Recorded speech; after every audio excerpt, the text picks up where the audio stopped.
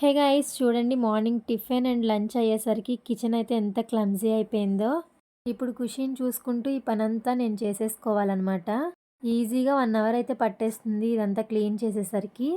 మన ఖుషి తల్లి అయితే ఆటలో పడింది కాబట్టి ఈలోపు మనం పని చేసేసుకోవచ్చు. సో చూడండి అంట్లయితే తోమేశాను, 1 అవర్ పట్టేసింది. ఈలోపు మన ఖుషికి కూడా పడుకునే టైం అయింది కాబట్టి దానికి కూడా స్నానం చేపిచ్చేసి రెడీ చేశాను. చూడండి మిర్రర్‌లో ఎలా చూసుకుంటుందో. రెడీ అవ్వడం అన్నా, డ్రెస్సులన్నా చాలా ఇష్టం ఖుషీకి.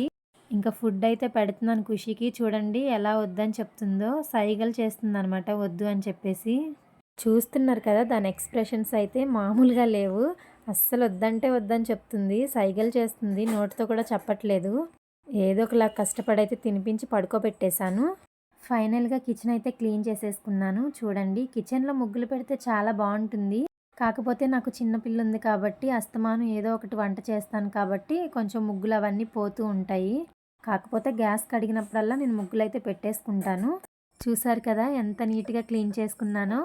వంట చేయడం ఎంత ఈజీయో దాని తర్వాత క్లీన్ చేయడం మాత్రం చాలా కష్టం అనమాట. అందులోని చిన్న పిల్లలుంటే ఇంకా కష్టం. ప్రతి సెకను వాళ్ళని గమనించుకోవాలి. ఎక్కడికి వెళ్తున్నారో ఏంటో అవన్నీ చూసుకోవాలి. సో ఫైనల్‌గా ఈరోజు మన లంచ్ వచ్చేసి మిరియాల చారు అండ్ కాకరకాయ ఫ్రై అనమాట. దీని తర్వాత టమాటా పచ్చడి కూడా తినాలనిపించింది కాబట్టి అది కూడా చేసేసాం. Okay friends, bye bye.